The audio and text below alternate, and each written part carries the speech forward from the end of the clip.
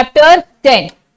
Chapter 10 क्या बोलता है? Comparative development experience. बच्चा अब पूरे के पूरे चैप्टर 1 से लेके जो भी हमने 9 तक के जो चैप्टर्स पढ़े हैं बच्चा, वो हमने इंडियन इकोनॉमी के बारे में पढ़ा है। तो एक बार फटाफट गो थ्रू करेंगे बच्चा। फर्स्ट चैप्टर में हमने क्या पढ़ा कि अंग्रेज थे बच्चा, ब्रिटिश गवर्नमेंट थी।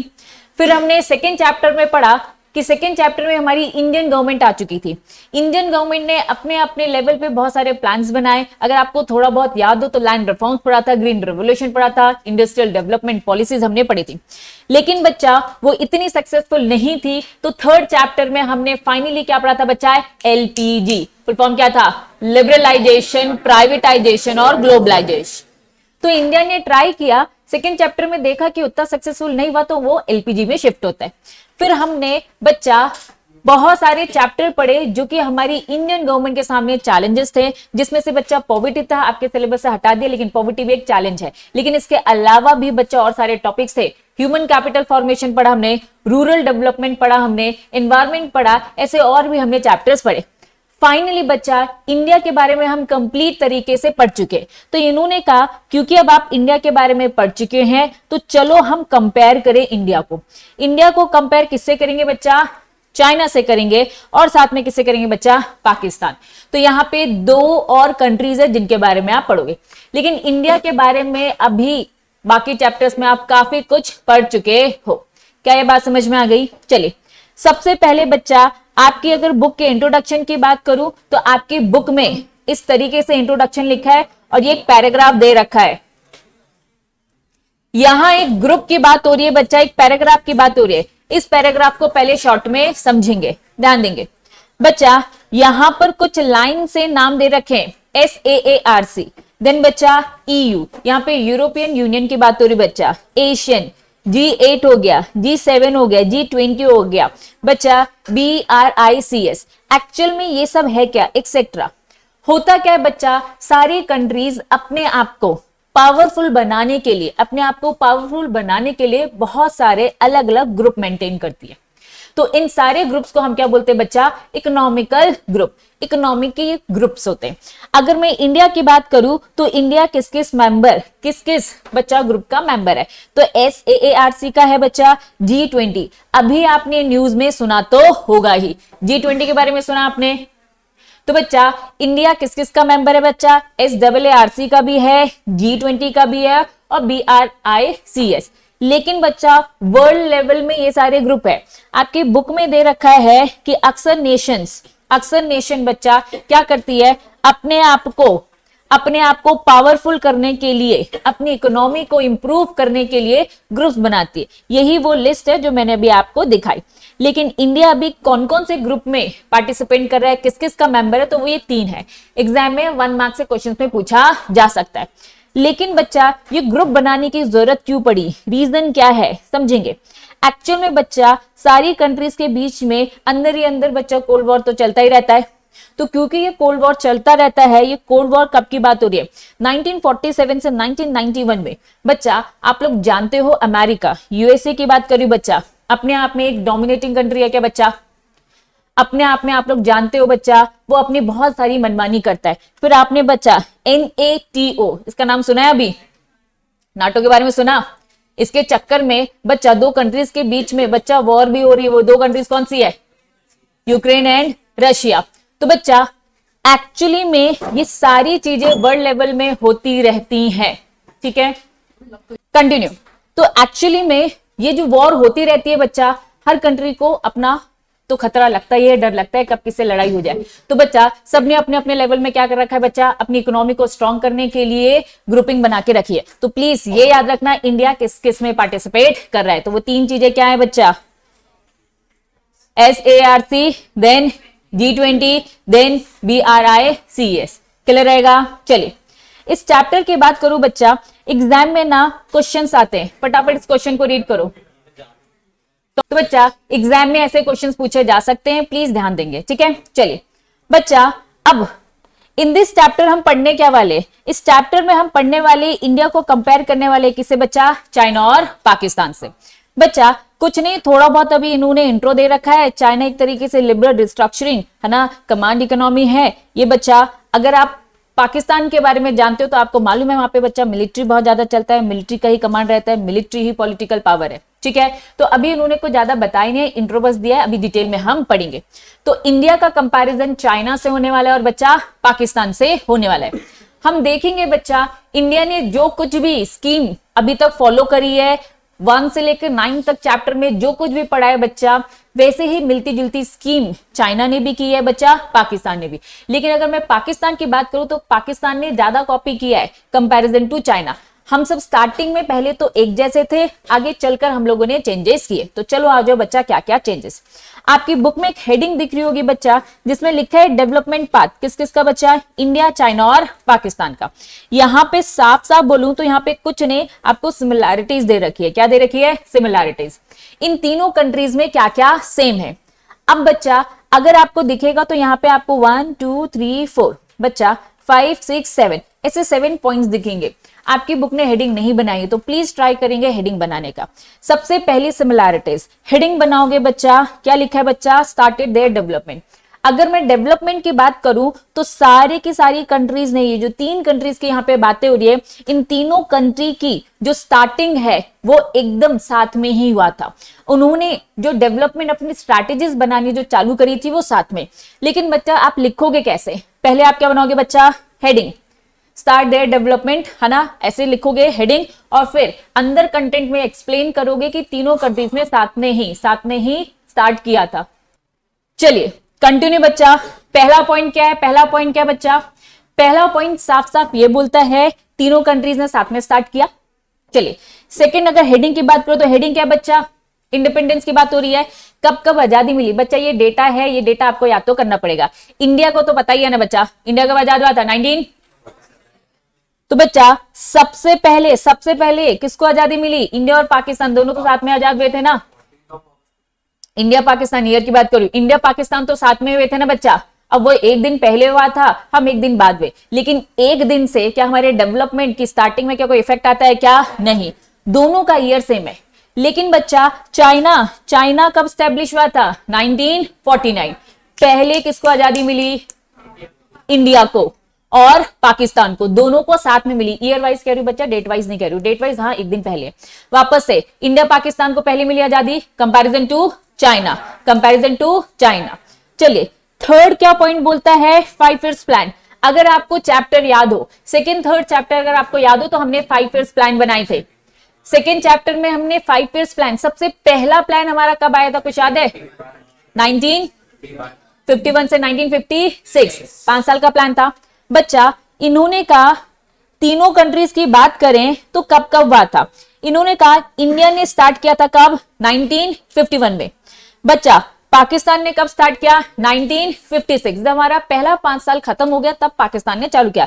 लेकिन चाइना ने कब किया था बच्चा? 1953। मतलब 1951 में इंडिया आता है बच्चा, देन उसके बाद चाइना आता है 1953 में, देन उसके बाद बच्चा पाकिस्तान आता है 1956। डेटा की अगर मैं बात करूं तो बच्चा सबसे पहले डेवलपमेंट चालू एक साथ हुआ था, फिर उसके बाद सेकंड पॉइंट आजादी पहले किसको मिली बच्चा? इंडिया पाकिस्तान को साथ में और चाइना को बाद में मिली। लेकिन बच्चा जब हमने प्लान्स देखे कि 5 इयर्स के प्लान, सबसे पहला कौन था चालू करने वाला? इंडिया। सबसे पहला इंडिया था, फिर चाइना था, फिर पाकिस्तान था। बच्चा कुछ नहीं, फिर डेटा दे रखा है 2013 का डेटा दे रखा है। 2013 में पाकिस्तान का 11 चल रहा था, चाइना का 13 चल रहा था, इंडिया के भी प्लान्स चलते जा रहे थे। बच्चा बाहर बच्चा बस डेटा की बात करूंगी। नेक्स्ट उन्होंने डेटा क्या दे रखा है? अभी करंटली पाकिस्तान का कौन सा चल रहा है बच्चा? 12th 5 इयर्स प्लान चल रहा है। चाइना का कौन सा चल रहा है बच्चा? 14 चल रहा है। अब अगर हमारी इंडिया की बात करेंगे तो भैया हमारी इंडिया में 5 इयर्स प्लान को किसमें कन्वर्ट कर दिया गया है? नीति आयोग। तो अब हमारे देश में नीति आयोग चल रहा है, ये अभी डेटा है। लेकिन क्या इसकी कोई हेडिंग बनाएंगे? नहीं। अभी तक 5 पॉइंट्स पढ़े हैं बच्चा, फिर से शॉर्ट में बता रही हूं। हम पढ़ क्या रहे? तीनों कंट्रीज में क्या क्या कॉमन है। पहला, डेवलपमेंट साथ में हुआ, ठीक है। दूसरा, आजादी ईयर वाइज बता दी। तीसरा, 5 इयर्स प्लान, सबसे पहला देश कौन था स्टार्ट करने वाला? हमारा इंडिया, फिर चाइना, फिर पाकिस्तान। फोर्थ और फिफ्थ पॉइंट बस डेटा दे रहे हैं। 2030 में कौन सा ईयर चल रहा था, करंटली क्या चल रहा है। इसको नहीं भी याद करेंगे तो भी चलेगा। क्या ये बात समझ में आ गई? चलिए 6 पॉइंट और 7 पॉइंट की बात करूंगी। 6 पॉइंट बोलता है, हेडिंग की अगर मैं बात करूं तो large public sector. Public sector से मतलब क्या है बच्चा? गवर्नमेंट से। पब्लिक सेक्टर से मतलब क्या है? गवर्नमेंट। अगर आपको अपना इंडिया के बारे में याद हो तो फर्स्ट चैप्टर ब्रिटिश गवर्नमेंट की बात करता है, सेकेंड चैप्टर क्या बोलता है? Indian government. अब बच्चा देश से अंग्रेज जा चुके हैं, पूरा का पूरा कंट्रोल किसके पास था? पब्लिक सेक्टर के पास कि प्राइवेट के पास? पब्लिक के पास। याद करो हमने स्ट्रेटेजीज भी बनाई थी, schedule A B C categories बनाई थी। सरकार ने ज्यादातर चीजें अपने पास रखी थी क्योंकि प्राइवेट सेक्टर के पास तो पैसा नहीं, और जिनके पास थोड़ा बहुत पैसा तो उनके पास मोटिवेशन नहीं था। तो बच्चा इंडिया और पाकिस्तान ने सेम स्ट्रेटेजी फॉलो करी। सेम स्ट्रेटेजी क्या? कि ज्यादातर एरियाज किसको दे दिया गया बच्चा? गवर्नमेंट को दे दिया गया, पब्लिक सेक्टर को दे दिया कि भैया सरकार आप ही को संभालना है, प्राइवेट सेक्टर नहीं संभाल पाएगा। लेकिन बच्चा यहां पे उन्होंने बोला पब्लिक सेक्टर ने सब संभाल लिया और पब्लिक एक्सपेंडिचर, सोशल डेवलपमेंट, ये सब। चाइना की बात यहां पे नहीं करी। टिल बच्चा 1980 की बात करूं तो 3 कंट्रीज बच्चा, 3 कंट्री कौन? India, China, Pakistan. Growth rate क्या था बच्चा? एकदम सेम। पर कैपिटा इनकम क्या था? एकदम सेम। मतलब तीनों को आजादी लगभग बच्चा आसपास ही मिली है। बहुत ज्यादा डिफरेंस है क्या? नहीं। बच्चा प्लान्स की बात करूं तो सबने क्या किया? वही 5 इयर्स प्लान चलाए, सेम चलाए। बच्चा अभी तक 19, बच्चा ये डेटा याद रखना, कब तक बच्चा? 1980 तक सब चीज सेम था। इंडिया, चाइना, पाकिस्तान सब पैरेलली चला रहे थे। चेंजेस आते हैं बच्चा 1980 के बाद। चाइना अपने आप को थोड़ा सा अलग करता है। वो बहुत सारी स्ट्रेटेजी बनाता है, बहुत सारे स्टेप्स लेता है। वो स्ट्रेटेजी, वो स्टेप्स क्या क्या है वो आगे चलकर हम देखेंगे। यहां बस ये डेटा दे रखा है, ऑल 3 कंट्रीज परफॉर्म बच्चा डिफरेंटली। इंडिया, पाकिस्तान आगे चल के क्या हो गया बच्चा? ग्रोथ उसकी स्लो हो गई कंपैरिजन टू चाइना। चाइना आगे बढ़ गया। तो चाइना क्यों आगे बढ़ गया? उसने अपनी इकोनॉमी में ऐसे क्या प्लान्स बनाए? ये सारे प्लान्स अब हम पढ़ेंगे। क्या ये बात समझ में आ गई? फटाफट। अभी हमने क्या पढ़ा? सिमिलैरिटीज मतलब सेम स्ट्रेटेजी, आसपास आजादी, आसपास डेवलपमेंट, 1980 तक सब सेम थे। बात समझ में आ गई? आगे चलकर क्या हुआ? इंडिया पाकिस्तान नीचे रह गया और चाइना ऊपर चला गया। चलिए बच्चा ये कैसे पता चलेगा? सबसे पहले मुझे बताओ, क्वेश्चन रीड करो।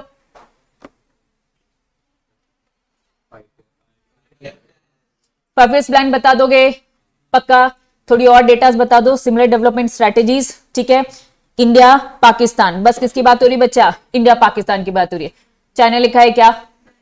तो बच्चा इंडिया पाकिस्तान के प्लान्स ऑलमोस्ट सेम थे। 5 इयर्स प्लान के अलावा और भी हमने ग्रीन रिवोल्यूशन लाया, वो भी लेकर आए। ये सारी चीजें और आगे पढ़ेंगे तो आपके पॉइंट्स एड ऑन हो जाएंगे, क्योंकि अभी आपने एक ही पॉइंट्स पढ़ा है 5 इयर्स प्लान, इसलिए आपने करेक्ट आंसर दिया है, लेकिन इसमें पॉइंट्स और एड ऑन होंगे। क्लियर है? चलिए बच्चा अब हम चाइना के बारे में डिटेल में पढ़ेंगे।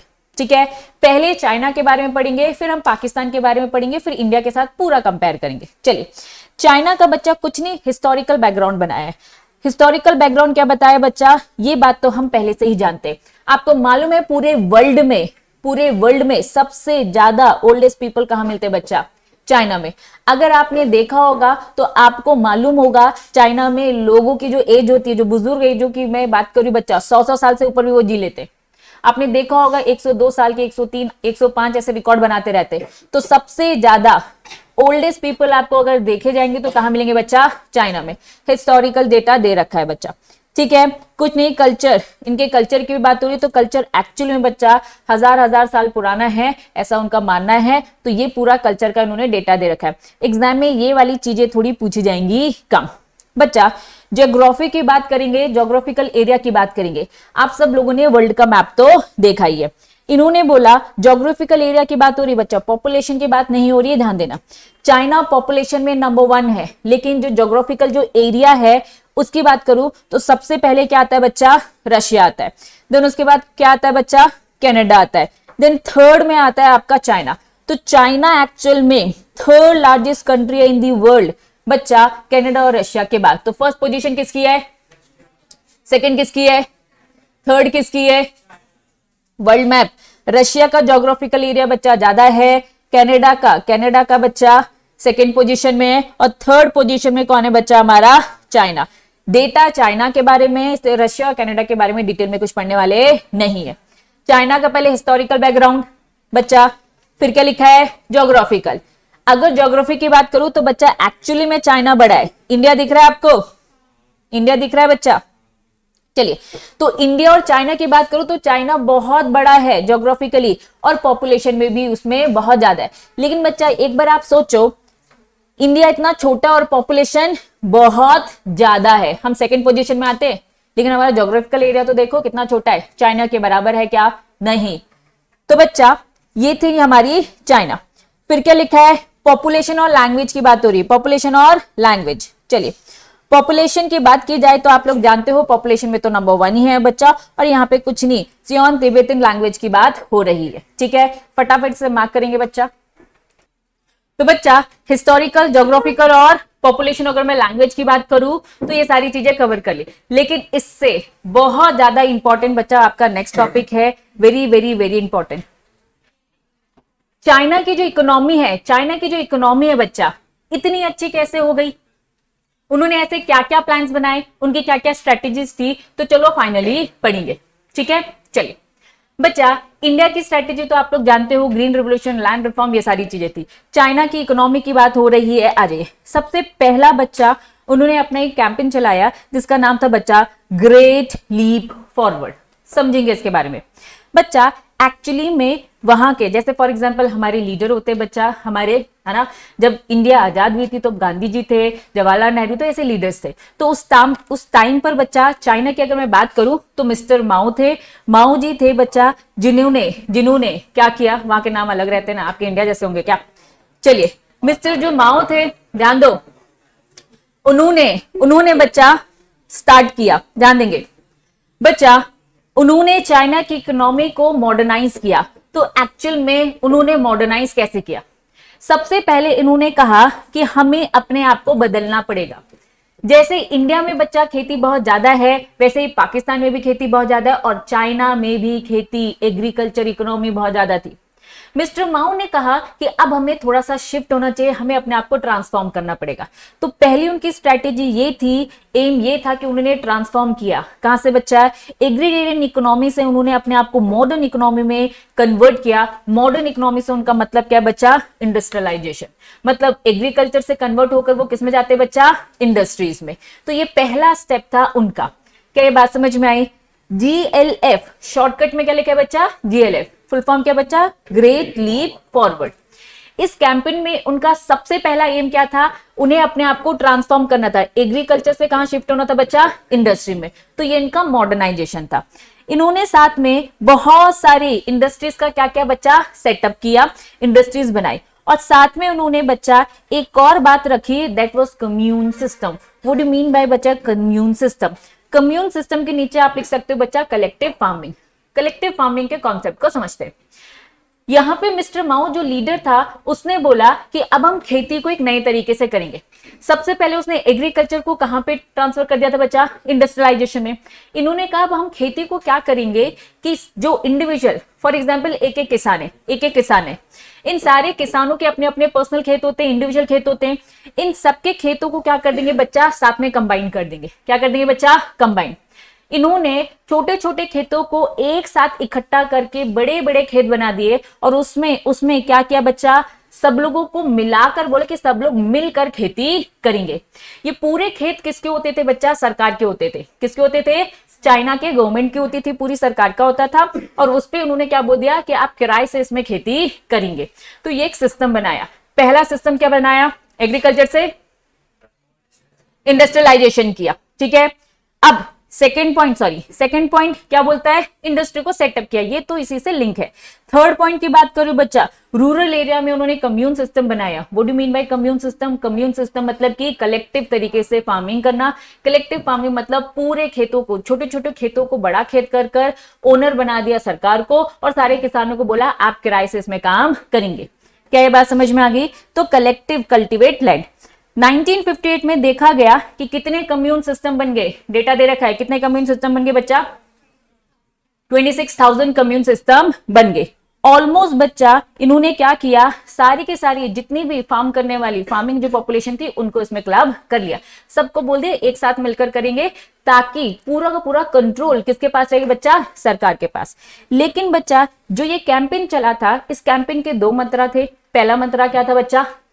एग्रीकल्चर से कन्वर्ट होंगे किसमें, इंडस्ट्रियलाइजेशन। दूसरा क्या किया, कम्यून सिस्टम किया। इन दोनों चीज के कारण हुआ क्या बच्चा, ऑब्वियसली बच्चा ऐसा होता है, सरकार कोई भी नई पॉलिसी लाती है, हर कोई क्या फेवर में होता है, क्या अगेंस्ट में भी होते हैं। बहुत सारे लोग अगेंस्ट थे, क्योंकि हो क्या रहा था, खेती को कलेक्टिवली किसको ओनरशिप किसको दी जा रही थी, सरकार को, और उन्हें उन्हीं के खेतों में क्या करना पड़ा था, एज अ किराएदार काम करना पड़ा था। तो एक्चुअली में बहुत सारे लोगों ने ऐसी बातें नहीं मानी, गवर्नमेंट के अगेंस्ट हो गए। मिस्टर माओ एक्चुअली में बहुत पावरफुल इंसान था। तो कितने लोगों की डेथ होगी बच्चा, 30 मिलियन पीपल की एक्चुअली में इन पॉलिसी को कंप्लाई करने में डेथ हो गई। तो ये एक सबसे बड़ा स्टेप था जो कि चाइना ने लिया। क्या आपको बच्चा ग्रेट लीप फॉरवर्ड कैंपेन के बारे में समझ में आया? फटाफट दो इंपॉर्टेंट चीजें इसमें क्या थी जो उन्होंने किया, ट्रांसफॉर्म किया एग्रीकल्चर को इंडस्ट्रियलाइजेशन में। दूसरा क्या किया बच्चा, कम्यून सिस्टम। हर चीज के फायदे भी होते हैं और बच्चा नुकसान भी। फायदा पहुंचा लेकिन हाँ उससे ज्यादा तो नुकसान हुआ, बहुत लोगों की जानें चलेगी बच्चा। इसके अलावा भी जीपीसी, बच्चा ऊपर क्या लिखा है, GLF, great leap forward campaign. दूसरा बच्चा एक रिवोल्यूशन आया, दैट वाज ग्रेट, क्या लिखा है बच्चा, तोड़ तोड़ के पढ़ेंगे बच्चा, प्रोलेटेरियन कल्चरल रिवोल्यूशन। इसका अगर मैं फोकस की बात करूं तो इसका फोकस क्या था बच्चा, कल्चर में। जैसे आप बच्चा इंडिया को जानते हो, इंडिया का हिंदू का अपना एक कल्चर है, मोमदन का अलग है, क्रिश्चियन का अलग है, ऐसे बहुत सारे एरियाज है जिसमें हमारे कल्चर से। लेकिन बच्चा यहाँ पे अगर चाइना की बात करें तो चाइना का भी अपना खुद का कल्चर था। उन्हें ये लग रहा था कि बहुत ज्यादा वेस्टर्न कल्चर हावी हो रहा है उनके देश में, तो वेस्टर्न कल्चर बहुत ज्यादा आ रहा है, जिस कारण से मिस्टर माओ ने क्या लगा दिया बच्चा, आप खुद जानते हो, आप इंडिया को भी बर्बाद होते देख ही रहो। अगर बहुत ज्यादा आप धर्म धर्म धर्म करने लगोगे तो दिक्कत होगी कि नहीं होगी, ये बताइए, हो जाएगी। तो बच्चा कभी भी धर्म को बहुत ज्यादा बढ़ने देना नहीं है। आप इंसानियत रखो सबसे ऊपर, ना कि धर्म को रखो। तो हुआ क्या बच्चा, वहां पे कल्चर को लेके बहुत ज्यादा डिस्प्यूट होने लगा। ध्यान दो, वेस्टर्न कल्चर आने लगा था, तो मिस्टर माओ ने सारे लोगों को बोल दिया पढ़ना लिखना छोड़ो, धर्म को बहुत ज्यादा आगे करने लगे, कल्चर को बहुत ज्यादा आगे करने लगे। स्टूडेंट्स जो एक्चुअली में बच्चे पढ़ते थे, उन लोगों को धीरे धीरे क्या किया जा रहा था, पढ़ाई के अगेंस्ट किया जा रहा था। वो ये कह रहे थे कि बच्चों के ज्यादा पढ़ने से क्या हो रहा है, कल्चर के वो अगेंस्ट हो रहे बच्चा। जितने भी प्रोफेशनल्स थे, स्टूडेंट्स थे, उन सबको बच्चा क्या किया जा रहा था, भेजा जा रहा था कि आपको पुराने तौर तरीके से रहना चाहिए, ज्यादा मॉडर्नाइजेशन नहीं होना चाहिए, ज्यादा वेस्टर्न कल्चर आना नहीं चाहिए। तो एक्चुअली में बच्चा हुआ क्या था, रशिया के साथ उनका कॉन्फ्लिक्ट हो गया था। किसका बच्चा, चाइना के साथ। चाइना अपने आप को इंप्रूव करने के लिए, इंडस्ट्रियलाइजेशन करने के लिए क्या कर रहा था, रशिया से अपने प्रोफेशनल्स को बुला रहा था। लेकिन जब वो प्रोफेशनल्स को बुला रहा था तो वेस्टर्न कल्चर आ रहा था। वेस्टर्न कल्चर आने से उसे लग रहा था उनका कल्चर बर्बाद हो रहा है, तो बच्चा फिर उसने दोबारा से प्रोफेशनल्स को भगाया, जिस कारण से रशिया का क्या हो गया बच्चा, चाइना के साथ अच्छा खासा कॉन्फ्लिक्ट हो गया। तो एक्चुअल में दो मुद्दे थे। पहला मुद्दा क्या था बच्चा, पहला क्या था एजेंडा उनका, ग्रेट लीप फॉरवर्ड GLF, दूसरा क्या था GPC। तो इन दोनों में अगर मैं डिफरेंस की बात करूं तो GLF में क्या था, एग्रीकल्चर से इंडस्ट्रियलाइजेशन और कम्यून सिस्टम। GPC में क्या था बच्चा, वो अपने कल्चर को बचाने के लिए लोगों की पढ़ाई लिखाई, प्रोफेशनलिज्म, सारी चीजों को धीरे धीरे क्या कर रहा था बच्चा, बंद करता जा रहा था। तो ये दो बड़े मुद्दे थे जो आपको चाइना की इकोनॉमी के बारे में जानना चाहिए। इसके अलावा बच्चा सब नॉर्मल चीजें हैं। चलिए थर्ड क्या लिखा है, reform introduce in China. China में बच्चा एक इनिशियल फेज था और दूसरा बच्चा later phase. Initial later phase repeat है। इनिशियल फेज में पहले क्या था बच्चा, एग्रीकल्चर था, फॉरेन ट्रेड था बच्चा, इन्वेस्टमेंट, जिसमें सबसे ज्यादा क्या था बच्चा, ऑब्वियसली एग्रीकल्चर। सेकेंड फेज क्या था, अभी हमने GLF में हमने पढ़ा कि धीरे धीरे हम एग्रीकल्चर से कहां शिफ्ट हो रहे थे बच्चा, इंडस्ट्रियलाइजेशन। तो फर्स्ट फेज क्या था हमारा, एग्रीकल्चर का। दूसरा फेज हमारा क्या था बच्चा, इंडस्ट्री का। आ जाइए, इन्होंने वही चीज रिपीट करी है बच्चा, कम्यून सिस्टम, कम्यून लैंड की बात कर रखी है, डिवाइड कर दिए गए थे छोटे छोटे प्लॉट्स में, वर एलोकेटेड बच्चा, किन्हें अलॉट किया जा रहा था, इंडिविजुअल लोगों को। लेकिन एक्चुअली में क्या वो उसके मालिक थे क्या बच्चा, मालिक कौन था, उस कम्यून सिस्टम का मालिक कौन था, सरकार ने अपना उसमें कंट्रोल रखा और उनको बस इंडिविजुअल को बोल दिया आओ काम करो। जब भी वो काम करते थे तो अपने काम का पैसा लेकर जाते थे, जो कुछ भी कमाते थे टैक्स वगैरह दे देते थे और टैक्स के बाद जो कुछ भी बचता था वो अपना खुद का लेकर जाते थे। तो ये एक थीम थी। अगर आपको इंडिया की इससे रिलेटेड कोई पॉलिसी अगर याद आ रही हो, कुछ लैंड सीलिंग याद आ रहा है? क्या था लैंड सीलिंग बताओ? लिमिट फिक्स कर दी थी सरकार ने। क्या कहा था? फॉर एग्जाम्पल उन्होंने कहा था एक इंसान के पास 1 एकड़ रहेगी, एक इंडिविजुअल के पास क्या रहेगी बच्चा? 1 एकड़ रहेगी। तो एक्चुअल में अगर किसी के पास 50 एकड़ हुआ करती थी तो 1 एकड़ उसके पास रहेगी और 49 एकड़ कौन ले लेता था? गवर्नमेंट। और गवर्नमेंट किसको दे देती थी? तो बच्चा सरकार दे देती थी, उन्हें क्या बना देती थी? ओनर। लेकिन चाइना ने ऐसा किया क्या? नहीं। चाइना ने क्या बोला? ओनली फॉर यूज, यूज करो, यूज करो, मालिकाना हक हम देंगे नहीं। ओनरशिप किसके पास रहेगी? ओनरशिप किसके पास रहेगी? गवर्नमेंट के पास। इससे आपको अपनी इंडिया की पॉलिसी याद आनी चाहिए। इंडिया ने ये नहीं किया, इंडिया ने बोला गरीब है भैया, इनको जमीनें दे दें, हम क्या करेंगे इन पे बस नजर भी नहीं रख पाए। लेकिन चाइना की ये अच्छी बात थी, चाइना ने क्या किया बच्चा? उनको बोला भैया तुम किराएदार की तरह काम कर रहे हो, टैक्सेस काट के आपको पैसा मिलेगा। तो ये एक ऑपोजिट पॉलिसी थी जो हमने फॉलो करी बच्चा। चलिए लेटर फेज क्या हुआ बच्चा? इंडस्ट्रियल सेक्टर आ गया, प्राइवेट सेक्टर फर्म्स आ गए, टाउन आ गए, विलेज एंटरप्राइजेस आ गए।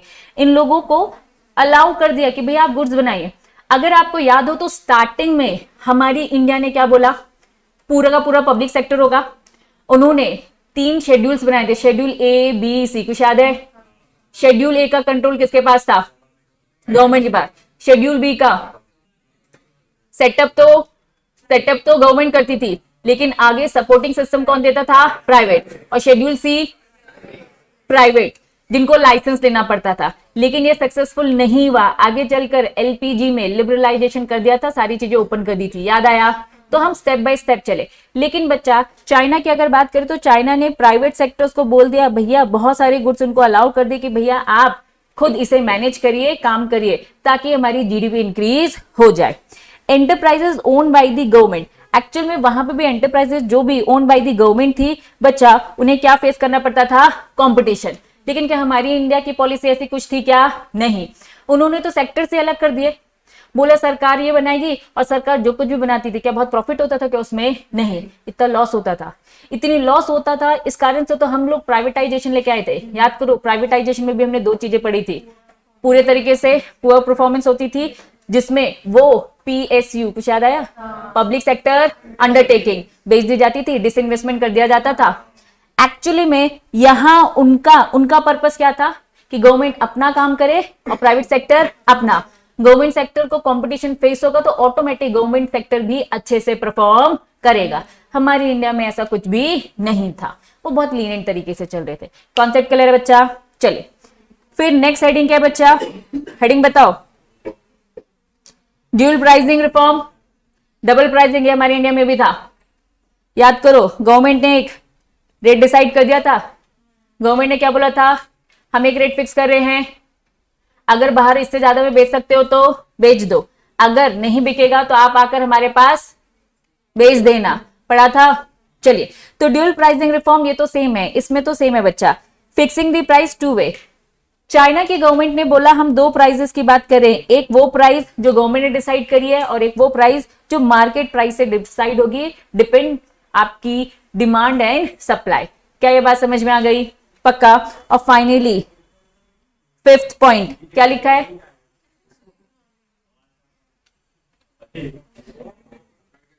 क्या लिखा है बच्चा? Special economic zone. First time सुन रहे हो क्या? क्या होता है एसईजेड बताओ, कहां सुना है? SEZ special economic zone first time सुना है या इससे पहले सुन चुके हो? फर्स्ट टाइम सुन रहे हो? अच्छा, इकोनॉमिक्स में सुना है कि बिजनेस स्टडीज में सुना है? इकोनॉमिक्स में ही सुना है, कहीं नहीं सुना? समझो अब, ध्यान दो बच्चा, नॉलेज पॉइंट ऑफ व्यू से भी कह रही हूं। एसईजेड का फुल फॉर्म क्या है? Special economic zone. ये एक जोन है मतलब एरिया है, ये एक स्पेशल इकोनॉमिक जोन है। जोन मतलब एक एरिया है, जिस एरिया को सरकार भर भर के छूट देती है ताकि इस एरिया की जितनी भी टाइप की मैन्युफैक्चरिंग है इंडिया से बाहर जाए, वो एक्सपोर्ट हो। क्या ये बात समझ में आई? अगर चीजें एक्सपोर्ट होती हैं बच्चा तो ऑब्वियसली आपके देश में क्या आती है, फॉरेन करेंसी आती है। फॉरेन करेंसी रिजर्व अगर बढ़ेगा तो अच्छा होगा। तो स्पेशल इकोनॉमिक जोन ऐसे टाइप के स्पेशल एरियाज हैं जिन्हें बच्चा बस एक्सपोर्ट के पर्पस से बेनिफिट दिया जाता है। उन्हें टैक्स में बहुत छूट मिलती है, उनके गवर्नमेंट की जितनी भी फॉर्मेलिटीज होती है उन सब में बहुत सारी छूट मिलती है, ताकि गुड्स बिजनेसमैन क्या करे, मैन्युफैक्चर करे और इंडिया के बाहर बेचे, जिससे हमारी देश की इकोनॉमी बढ़े। क्या ये कॉन्सेप्ट समझ में आया? तो हमारी अगर इकोनॉमी की बात करें तो चाइना ने बहुत पहले ये सोच लिया था कि उसे किसे बढ़ावा देना है बच्चा, फॉरेन इन्वेस्टर्स को बढ़ावा देना है। उन्होंने क्या बनाए, स्पेशल इकोनॉमिक जोन का सेटअप किया। हमारे देश में भी है, लेकिन हाँ हम बहुत लेट थे। क्या बात समझ में आई? चलिए, तो बच्चा हमने सबसे पहले चाइना के बारे में पढ़ा। फटाफट चाइना का हिस्टोरिकल बैकग्राउंड पढ़ा, ज्योग्राफी पढ़ी, उसका पॉपुलेशन और उसकी लैंग्वेज पढ़ी। लेकिन वेरी वेरी वेरी इंपॉर्टेंट इसमें मार्क करेंगे जो हमने पढ़ा। सबसे पहले हमने जीएलएफ पढ़ा, जिसमें उन्होंने अपने आप को चेंज करने की बात करी, एग्रीकल्चर से इंडस्ट्री। दूसरी उन्होंने किसकी बात करी बच्चा, कम्यून सिस्टम, जिसका मतलब क्या है बच्चा, कलेक्टिव फार्मिंग करना। फिर उन्होंने बच्चा जीपीसी की बात करी, जिसमें उन्होंने अपने कल्चर को बचाने के लिए बहुत सारे स्टेप्स लिए बच्चा। फिर फाइनली ने इन्होंने रिफॉर्म्स बताए कि रिफॉर्म्स वही थे, एग्रीकल्चर से इंडस्ट्री में चेंज होना, ड्यूल प्राइसिंग की बात करी और फाइनली स्पेशल इकोनॉमिक जोन की बात करी। चाइना का इतना ही कॉन्सेप्ट दिया है और यहाँ पे हमारी क्लास होती है ओवर।